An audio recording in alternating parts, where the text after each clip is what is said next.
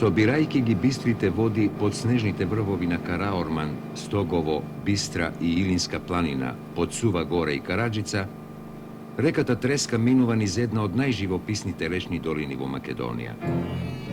На својот пат, таа ги напојува малите плодни полиња и ливади затворени во тесната долина, а потоа брза кон клисурата, чии што стрми стени се издигаат високо над незиното корито.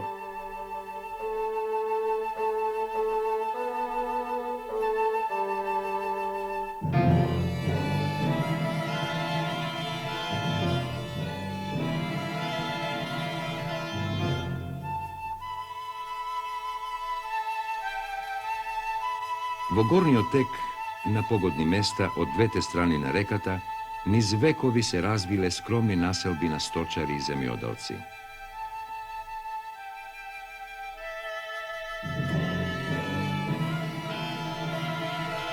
Во тешко пристапната клисура владеел мир, нарушуван од време на време само од писокот на птиците, кои се гнезделе во длабината на малите пештери и дупки распрснати по стрмите и недостапни стени. Во бистрата вода царувала црвенопегата пастрмка, а во височините, над клисурата, јата голоши и орли го крстосувале синото небо.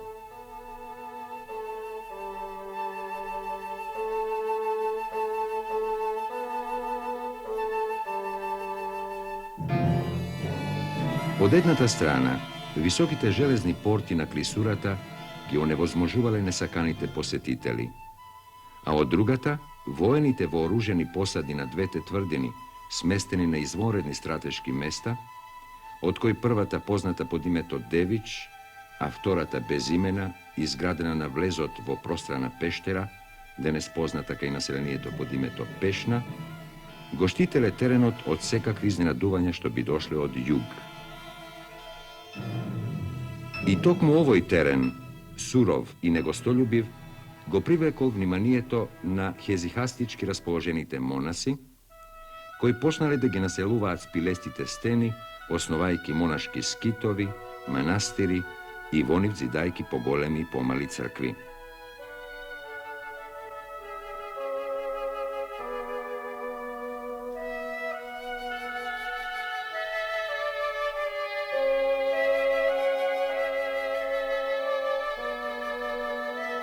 Денес се уште не е точно познато кога пристигнал во овој регион првиот монах, но со поголема сигурност може да се предпостави дека тоа биле немирните времиња по пропаста на македонската Самуилова држава, кога во Македонија настануваат посебни економски и политички услови.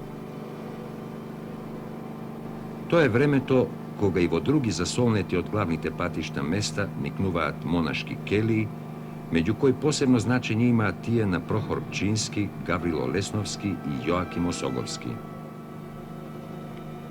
На планината Водно, која што ја затвора клисурата на Треска од источната страна, во 1164 година еден помалку познат принц од фамилијата на Комнените изградил скромна по димензии, но величествена по својот живопис црква, посветена на заштитникот на здравјето Свети Пантелејмон.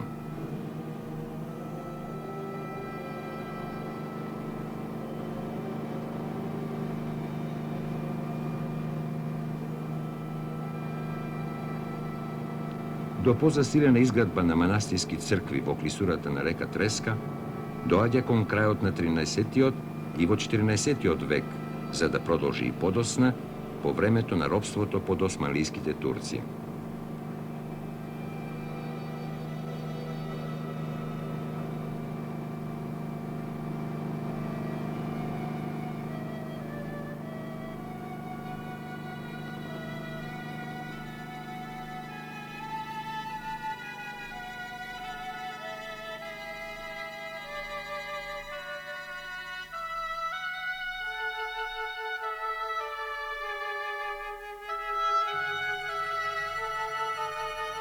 Меѓу најинтересните споменици на културата, зачувани во својата првобитна состојба, спаѓа манастирската црква посветена на Свети Андреа, изградена и живописана во 1389 година, чиј што ктитор бил Андреаш, синот на кралот Волкашин и братот на легендарниот крали Марко. Зачуваните старословенски надписи во црквата укажуваат покрај другото и на недвижните имоти што биле собственост на манастирот.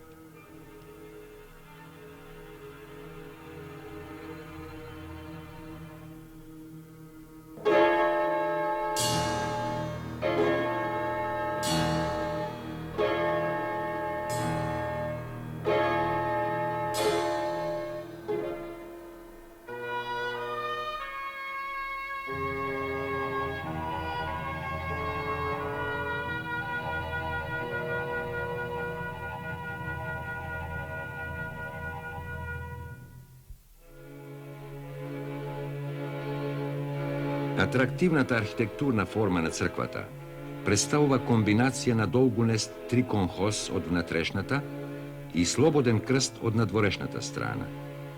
Северната и јужната конхи служат како певници, а источната конха е олтарна апсида однадвор петострана.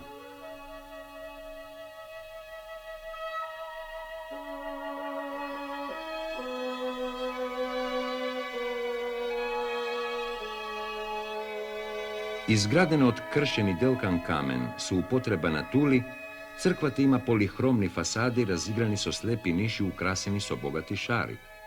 Над централниот простор се издига висока купола на пандантифи.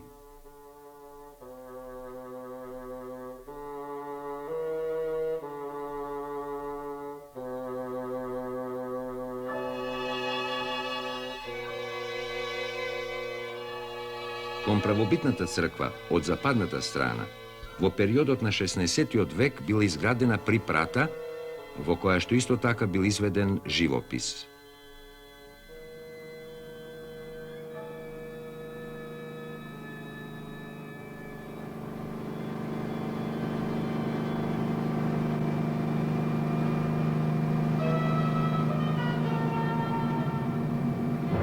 Подигната високо над кањонот на реката, оградена со стени, како гнездо свиено меѓу бујната вегетација, црквата Свети Андреја на своите ѕидови чува извонреден ансамбл фреско живопис, дело на прочуениот митрополит Јован Зограф, роден во селото Зрзе при Лепско, и на неговиот помошник, монахот Григорије.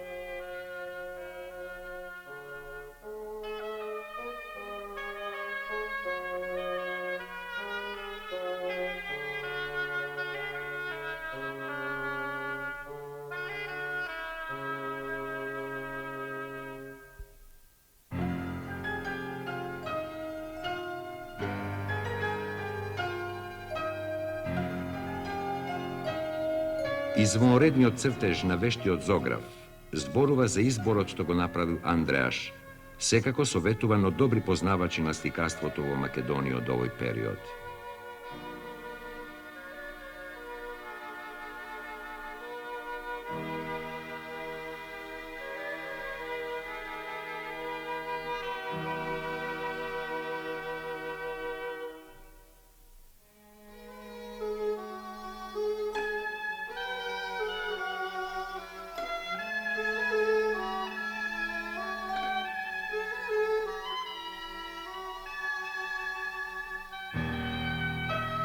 Во црквата се насликани композициите што ги илустрираат големите празници и страдањата Христови, како извесен број познати војни фланкирани од двете страни на влезот во наосот.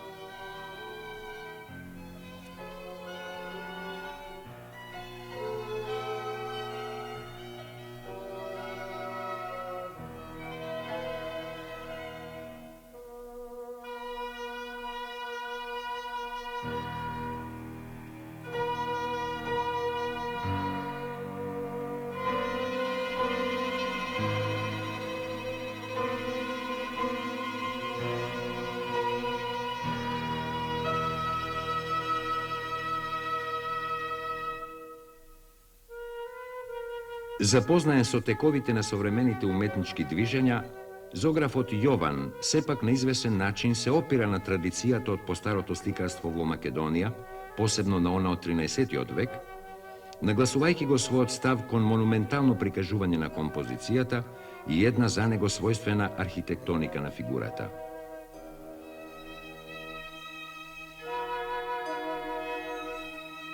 Неговите светители се карактеризираат со внатрешен мир и достоинствен став, што помага сликарството на митрополитот Јован Зограф да заземе едно од највидните места во творештвото на средновековните сликари во Македонија.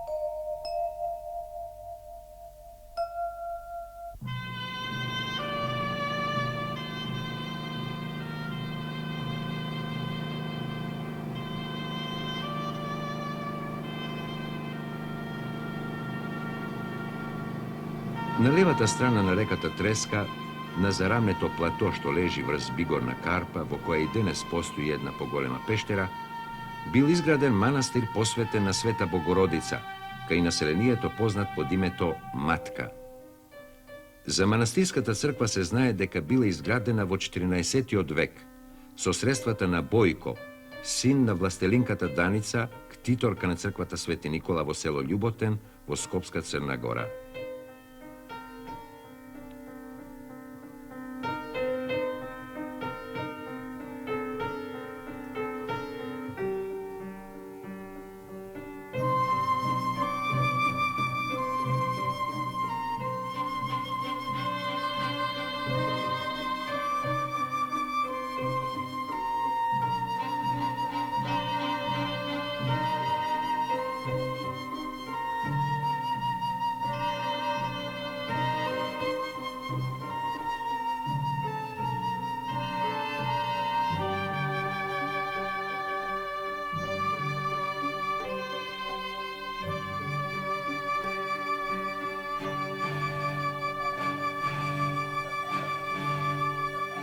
Од зачуваниот надпис во внатрешноста на црквата узнаваме дека во 1497 година некоја милица ја препокрила црквата и дала средства за незиното повторно живописување. Како помошници во обновата се споменуваат и некој Тошник со синот Никола и митрополитот Атанасије.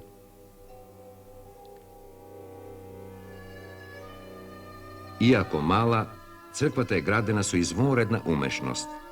Внатрешниот простор е обликуван како еднокорабна црква со пиластри, над кој се издига осмострана купола. Покривот е решен во вид на крст, а апсидата на исток има 3 страни.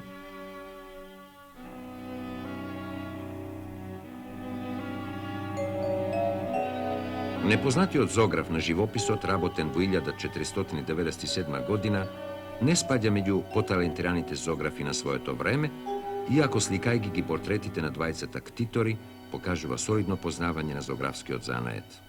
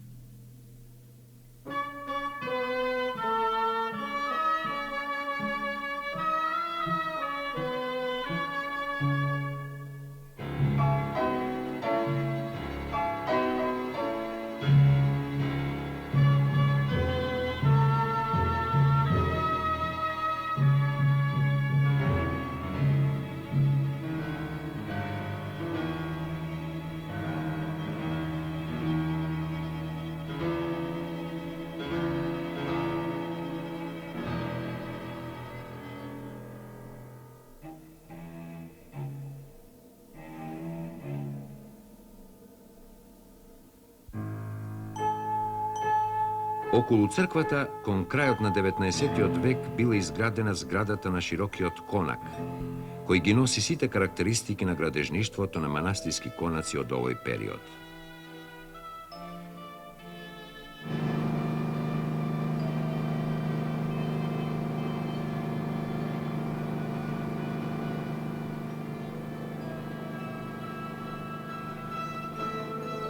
Низводно, во близината на селото Шишево, се наоѓа црквата посветена на Свети Атанасије, за која зачуваниот надпис кажува дека била изградена и живописана во 1565 година.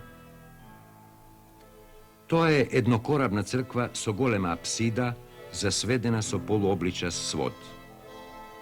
Фрагментите од мермерни блокови, умешно изработени, вградени по време на зидањето во незините фасади, покажуваат дека црквата била лоцирана на местото на некоја постара градба. Денес се разбира е тешко да се каже дали тоа била култна градба, некоја ранохристијанска базилика или имала профана функција.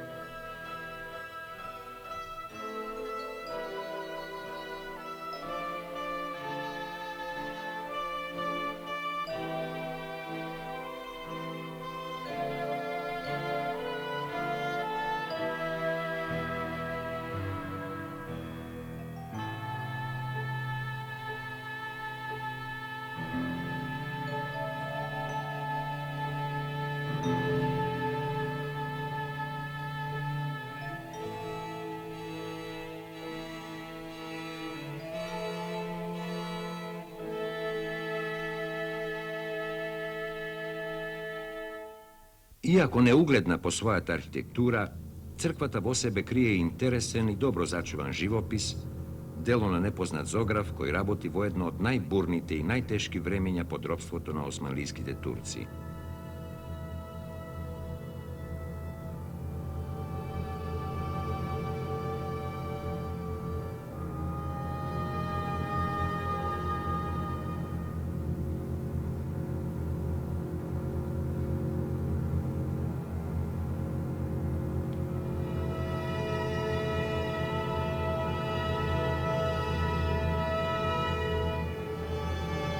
А какво било тоа време за христијанското население во овој регион, може да се заклучи по содржината на два записа, од кој првиот бил испишан 30 години пред живописувањето на црквата, а вториот исто толку години по незиното живописување.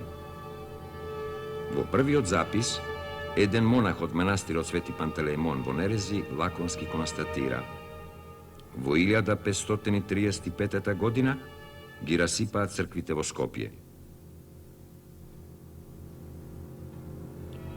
Меѓутоа, ние денес со сигурно знаеме дека репресивните мерки што во известни периоди ги преземала османлиската власт не успеале да го прекинат континуитетот на творештвото на македонските зографи.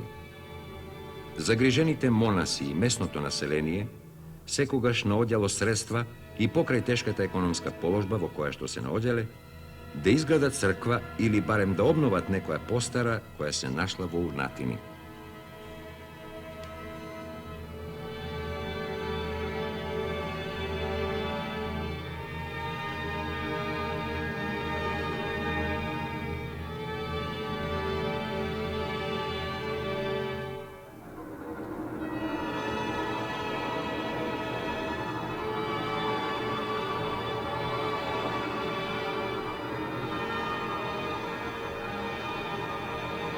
Непознатиот зограф на Шишевската црква покажува рака на солидно обучен мајстор, кој нема поголеми проблеми со цртежот, а колоритот успева да го предаде со уедначени тонови. Анализирајќи го неговото сликарство, ги забележуваме и пошироките познавања на иконографијата.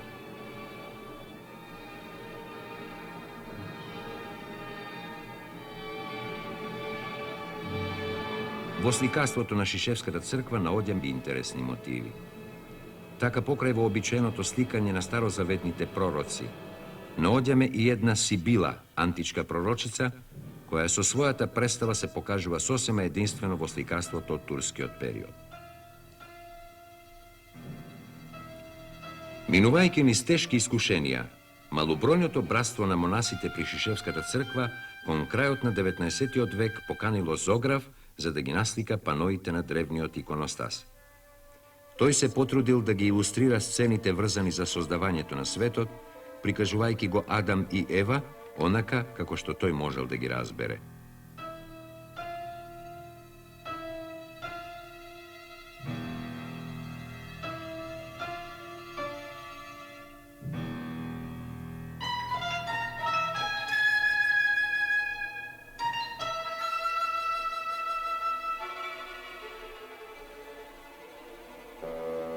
Иако наивно, ова сликарство одбележува еден развоен период во нашето сликарство.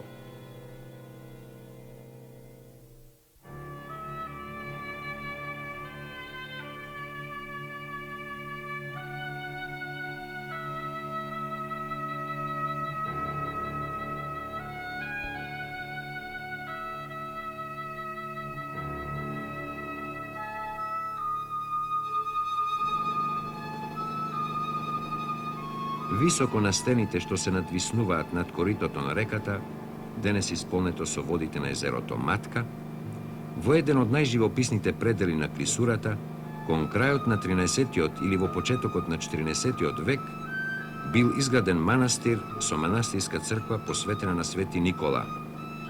Денес оваа црква е позната под името Свети Никола Шишевски.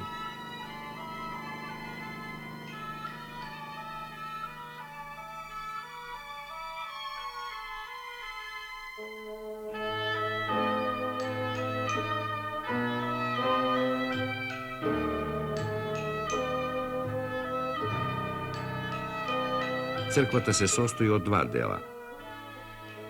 Првиот, од источната страна, представува еднокорабна црква со полуобличест свод, со рамни фасади од кои зиркаат мали тесни прозорчиња. Вториот е доградениот во 1630 година со разиграна фасада со пиластри и осмострана купола.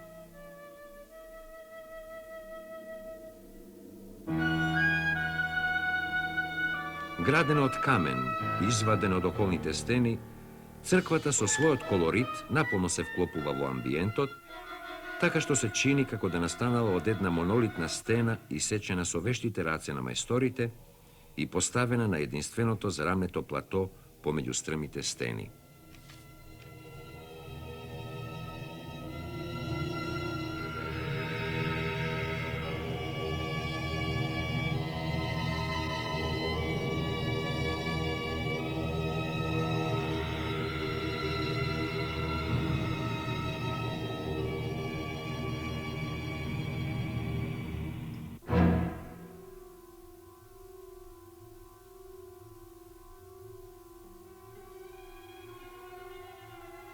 Во внатрешноста наоѓаме два слоја фреско живопис, од кој постариот е видлив само на неколку места од каде што отпаднал поновиот живопис.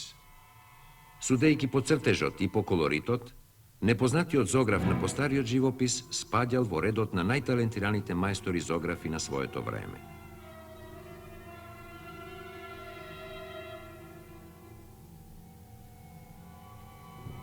Лицата на неговите светители со карактеристичен цртеж кој ги потенцира формите, покажуваат рака на вешт мајстор, кој во текот на повеќегодишната работа изградил свој ракопис со многу само за него карактеристични белези.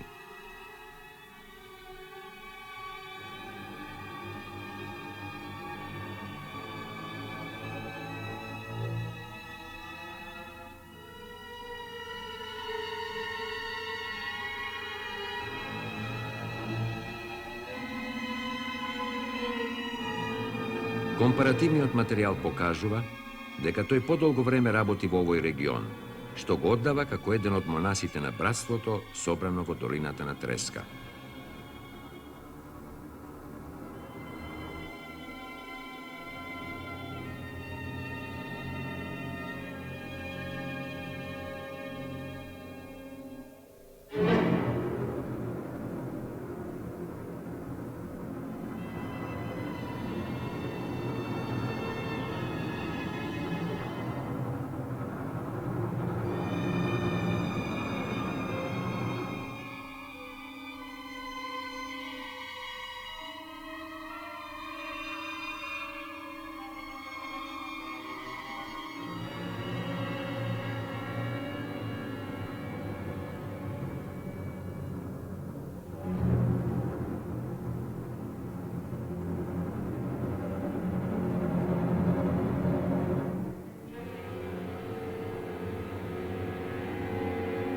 Нема сомневање дека од неговата рака била живописана и црквата во селото Модриште на река Треска.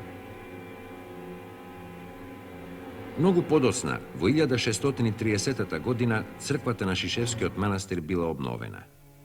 Во тој период еден непознат, но талентиран зограф извел нов живопис, покривајќи го стариот.